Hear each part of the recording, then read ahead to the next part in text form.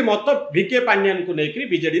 होची प्रो पांडियान आउ aunty aunty Pandian Pandian को समर्थक पांडियान को विरोधी। अच्छा मोटामोटी भाव में आप देखिए जो मैंने पांडियान को समर्थन करूँ अधिकांश साधारण लोक भोट के फेस करना अर्थात आप जी कैंपेन करेंगे निज प्रार्थित्व विषय में कहे जो दल भी आप लोकंर भोट पर आप नेता हे एमती लोक संख्या बहुत कम जो मैंने पांडियान को समर्थन कर जो मैंने पांडियान को विरोध कर साधारण ग्रासरूट जाकर इलेक्शन लड़ुंट भोट पाई आमती लोक से मैंने बेसी कहते आंकर लगी आम दल हारला ये कौन इलेक्शन फेस कर राजाराम बाबू ये गोटे रेफरेन्स दबा अरुण साहू निकट में कहते 5T जो आम मलु 5T को से प्रकाश्य समस्त सर्वसाधारण ब्लेम करते से मॉडल को प्रसन्न आचार्य जे तुंग नेता जे विरोधी दल उप नेता सी केतोटी कटाक्ष पांडियान संपर्क में तो जना पड़ूला सहित मुझे गोटे पॉडकास्ट करी स्टेटमेंट रू जना पड़ूला से जमी संपूर्ण खुशी ना दलर फंक्शनिंग उपर एवं किभली अव्यवस्था है किभली मिसमैनेजमेंट है से कथा से प्रकाश कहते पांडियान समर्थक पांडियान विरोधी दुई भाग रे दलर नेता माने विभक्त। अच्छा जो मैंने समर्थन कथा छाड़ू जो मैंने विरोध कर विरोध कर 2024 निर्वाचन पर जून 4 तारिख निर्वाचन फल बाहरला कहीं पांडियान दुर्बल हो गला जे पर्यंत पांडियान थिले अर्थात जून 4 तारिख पूर्व कई भाव नथिले जे दल एमती अवस्था पहुंचो बोलिकी से जो महाशय मानकर ना आप कहले अरुण साहू हूँ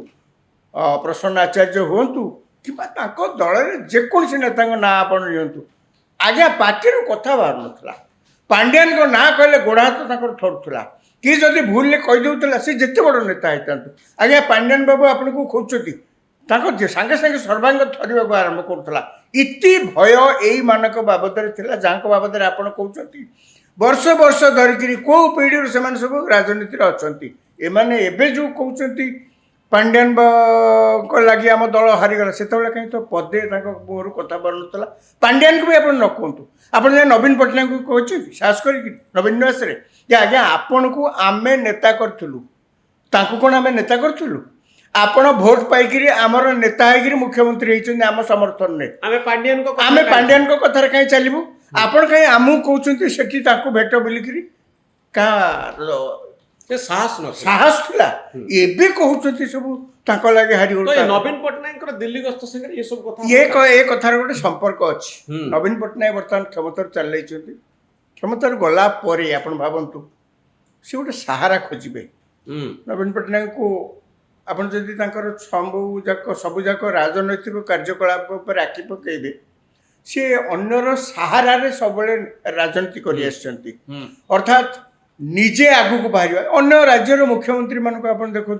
यही पश्चिमबंग मुख्यमंत्री कथा देखु आंध्र प्रदेश मुख्यमंत्री कथा देखु कि एगोटे छत्तीसगढ़ हो कि झारखंड हो भारत वर्षर जिते जो राज्य अच्छे मुख्यमंत्री आप देखिए सी किसी प्रसंग उपर कहते से काउंटर कर विरोधी को सी आगुतरा बाहर कौन कहते आज्ञा नवीन पट्टनायक ठीक उल्टा मुहर कथा बाहर घर भितर सब रहिले तरफ किए जड़े कहले विधानसभा पार्टी खोलिले लेखिकी देले पढ़िले तरफ किए जड़े लेखा नहीं पढ़िले आम तो तापर आखि बुझिक भोट दौले तेणु मोर कहवा कथा जे नवीन पट्टनायक सब अन्य कार साहाय्य नहीं राजनीति कौन है क्या साहाय्य ने जहाँ साहाय्य नहीं जहाँ को लिज आउट कर देते ओडिशा सरकार एवं दल भिके पांडियान दल हारीगला पर सी भी असहाय ना सी भी पोखर अधा बुड़की अच्छा तेणु नवीन पट्टनायक भरसा कर भरसा करेंगे एवं जो जाइए चेन्नई जाइए तमिलनाडु मुख्यमंत्री स्टालिन जो डिलिमिटेशन बाबद सब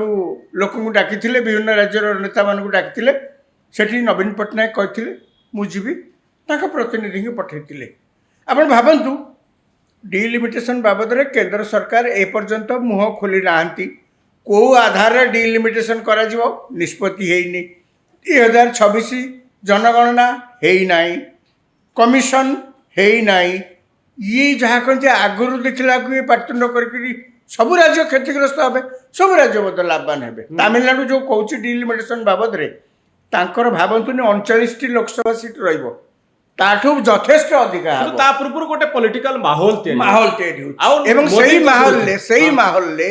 ନବୀନ ପଟ୍ଟନାୟକ ଯାଇକିରି ଟିକେ ପହଞ୍ଚି ତ ଯାଇଛନ୍ତି। ଅସୁବିଧା କଣ? ଅସୁବିଧା କିଛି ନାହିଁ, ସିଏ ଗୋଟେ ସାହାରା ଖୋଜୁଛନ୍ତି। ସେଠି ଫେରିଲା ପରେ ନବୀନ ପଟ୍ଟନାୟକ କ'ଣ କହିଲେ? ନବୀନ ପଟ୍ଟନାୟକ କହିଲେ